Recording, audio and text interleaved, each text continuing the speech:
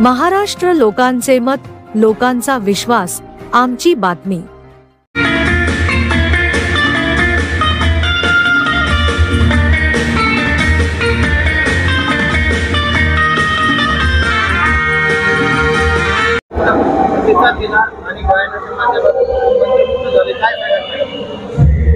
Programme खूप छान झाला आजचा।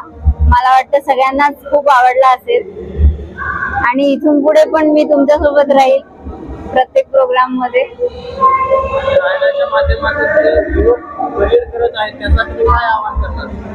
आता सध्याच्या परिस्थितीत मानसिक शांतता कुठेतरी भंग होत चालली लोकांची। गायनाच्या माध्यमातून आपल्याला एक छंद जोपासता येतो आणि आपल्याला कुठेतरी हरवलेली शांतता मिळू शकते। मला असं वाटतं। तुम्ही जे डॉक्टर आहात, डॉक्टर असून तुम्ही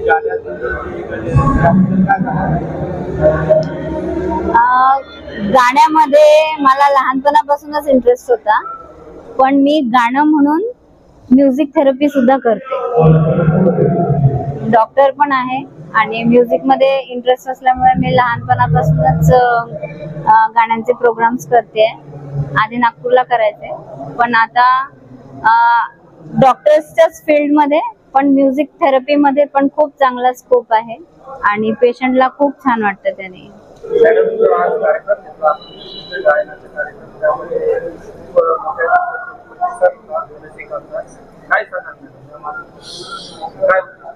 माझं उद्दिष्ट एवढंच आहे का जे आजकाल सगळ्यांना हृदय आजाराचा फार मोठ्या प्रमाणात त्रास होतो आणि काही न करता कुठल्याही क्षणाला माणूस हा आपला स्वतःचा जीव गमावतो।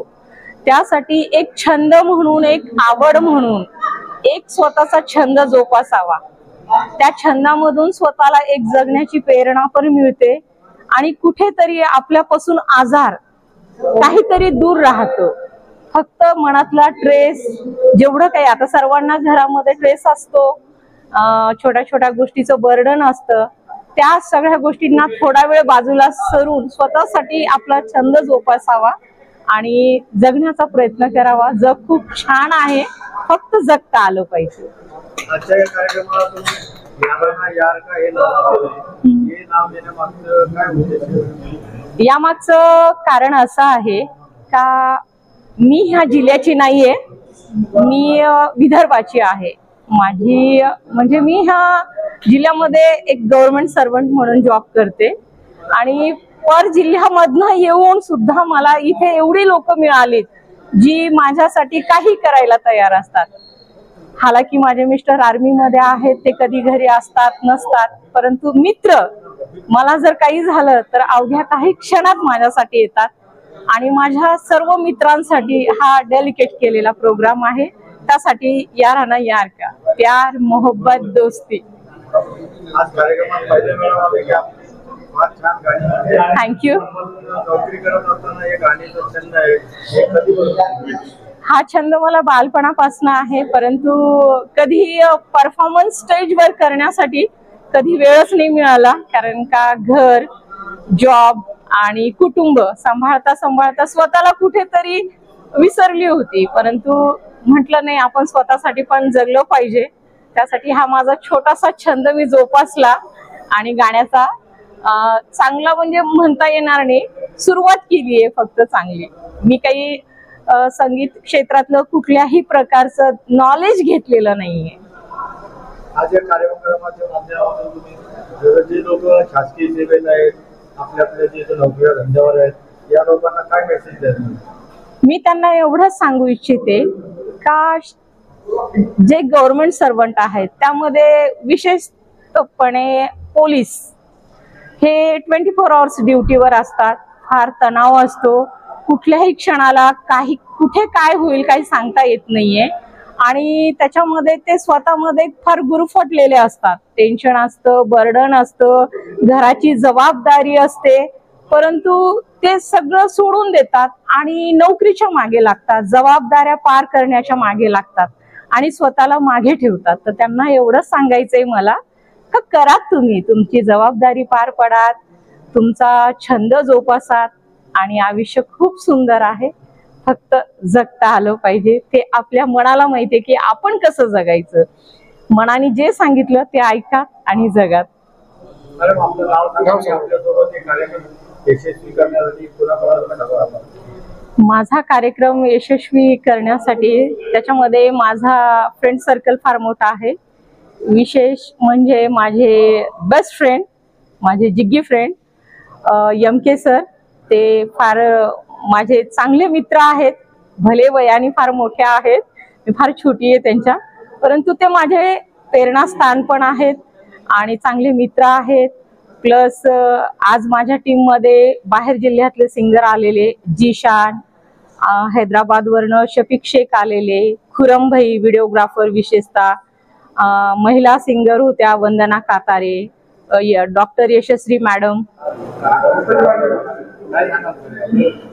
यारा ना यार का म्हणजे सगळे मिळून एका मंचावर येणे आणि सगळ्यांसाठी स्टेज उभा करून देणे आणि छानपैकी गाणे म्हणणे. आजचा जो कार्यक्रम झालेला आहे फार उत्साही होता आणि खूप काही प्रेक्षक जमा झालेले होते आणि चांगले चांगले गाणे, चांगले चांगले सिंगर उपलब्ध होते या ठिकाणी आणि आम्हालाही गाण्याचा चान्स चांगल्या प्रकारे भेटतो. आम्हाला वाटतं प्रत्येकाने पुढे गेलं पाहिजे, हा छंद जोपासला पाहिजे. याच्यामुळं बरंच काही टेन्शन दूर होतं आणि रिलीफ भेटतं आपल्याला सगळ्यांना आणि असंच सगळ्यांनी प्रगती करू ही इच्छा असते आमची. शिवाजी काकडे पाटील. आज जो तो यारा ना यार का ये कार्यक्रम का आयोजन किया गया है, क्या बताएंगे आप इस कार्यक्रम को? यारा ना यार का एक दोस्ती के ताल्लुक से पारदी मैडम ने इस कार्यक्रम को रखा था. एक मैसेज देना चाहता कि भाई दोस्ती एक ऐसी चीज है, याराना ऐसी चीज है कि उसकी वो एक अनमोल चीज है, उसका कोई मोल ही नहीं है.